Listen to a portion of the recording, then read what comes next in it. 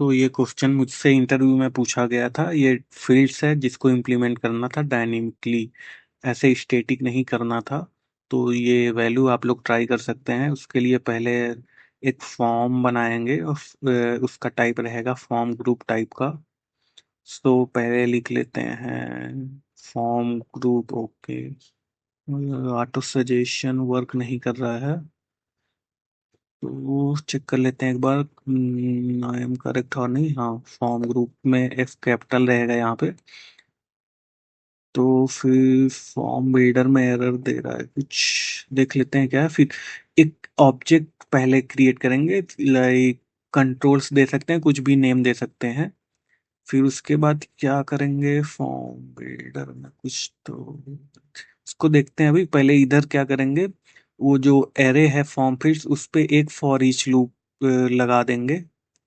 फिर for each loop लगा के उसके अंदर एक एक फील्ड्स, लाइक एक एक ऑब्जेक्ट जो है उसकी असाइन कर देंगे इसमें। लाइक ये जो कंट्रोल्स ऑब्जेक्ट है उसमें असाइन करना है। तो ऐसे करने के बाद फिर इसके अंदर क्या करेंगे, कंट्रोल्स जो ऑब्जेक्ट है उसके अंदर वैल्यू पास कर देंगे। लाइक लेट, यहाँ पे रुको, कुछ वैल्यू पास करने के लिए फील्ड टाइप का दे देते हैं।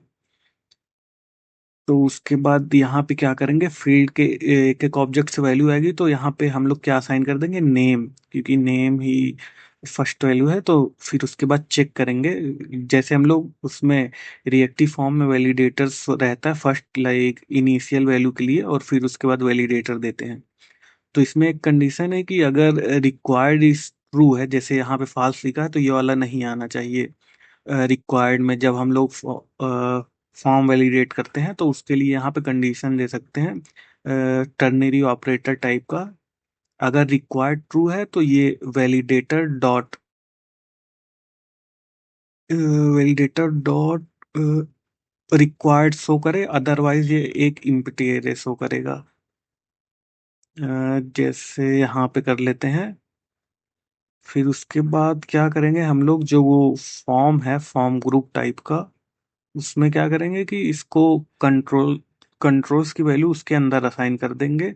तो उसके लिए लिख लेते हैं पहले दिस डॉट फॉर्म, और फिर फॉर्म बिल्डर हम लोगों ने वहाँ कंस्ट्रक्टर में पास किया है, तो फॉर्म बिल्डर डॉट ग्रुप के अंदर वो कंट्रोल्स पास कर देंगे। स्पेलिंग गलत हो गई क्या, यहाँ पे ही नहीं। ओके, नाउ अब सही है। साथ में सबमिट फॉर्म, सबमिट बटन के लिए भी ये कोड लिख लेते हैं, जिससे कंसोल पे दिख सके क्या वैल्यूज आ रही है। तो पहले यही लिख लेते हैं। टीएस में क्या करेंगे, या एक कंसोल लगा देते हैं यहाँ पे, और इसके अंदर पास कर देते हैं फॉर्म की value, this form dot value. ये तो सिंपल था। उसके बाद जाते हैं HTML में, और फिर लिखेंगे फॉर्म। उसके लिए पहले हम लोग फॉर्म ग्रुप ले लेंगे जिसमें फॉर्म असाइन कर देंगे। तो HTML फॉर्म को लाइक रिएक्टिव फॉर्म में कन्वर्ट करने के लिए ऐसा करते हैं। और एक चीज मैं भूल गया, ऐप मॉड्यूल में आप लोग रिएक्टिव फॉर्म मॉड्यूल ऐड कर लीजिएगा, नहीं तो एरर आएगा। फिर ng सबमिट को कनेक्ट कर दिया सबमिट से, फिर एक ट्यूब लगाएंगे जिसमें वो जो एरे है फील्ड्स का उसको इसके अंदर असाइन कर देंगे, फॉर लूप के अंदर ऐसे असाइन कर देंगे। फिर और एक div लगाएंगे जिसके अंदर कंडीशन पास करेंगे, अगर ये लाइक टेक्स्ट है या नंबर है या चेक बॉक्स है तो उसके लिए कंडीशन देंगे ऐसे। जैसे अगर ये फील्ड डॉट टाइप के अंदर अगर टेक्स्ट हो तो ये div के अंदर जाएगा, नहीं तो नहीं जाएगा इसके अंदर। जैसे यहाँ पे एक, या यहाँ पे इसके अंदर लिखना पड़ेगा हम लोग को टेक्स्ट। अगर ये वैल्यू फील्ड डॉट टाइप की वैल्यू टेक्स्ट रहेगी तो ही इसके अंदर जाएगा। फिर उसके अंदर लेबल दे देंगे, ये भी डायनेमिकली ही पास करेंगे हम लोग फील्ड से ही। तो उसके लिए फील्ड डॉट नेम दे देंगे, तो नेम की वैल्यू स्ट्रेट कर लेगा वो फील्ड से। या ऐसे करेंगे तो उसमें आ जाएगा अभी फर्स्ट नेम करके। फिर उसके बाद यहाँ पे एक इनपुट फील्ड है, तो इनपुट फील्ड लिखेंगे, टाइप क्या है इसका, टेक्स्ट है। और डायनेमिकली फॉर्म कंट्रोल के हम लोग इसको एरे के अंदर पास करेंगे, नहीं तो ये स्टैटिक हो जाएगा, वैल्यू प्रॉपर वर्क नहीं करेगी। तो यहाँ पे डायनेमिकली ही पास करेंगे, फील्ड डॉट नेम कर देंगे तो ये डायनेमिकली वर्क करेगा। फिर उसके अंदर इसको कॉपी कर लेते हैं 3-4 बार। इसके लिए हम लोग दे सकते हैं शिफ्ट अल्ट और डाउन एरो, तो ये 4 बार ऐसे हो जाएगा आपके साथ कॉपी। तो फर्स्ट टेक्स्ट था, सेकेंड नंबर टाइप था, ये- और फिर यहाँ पे क्या था, ड्रॉप डाउन था, तो यहाँ पे हम लोग ड्रॉप डाउन कर देंगे उसको।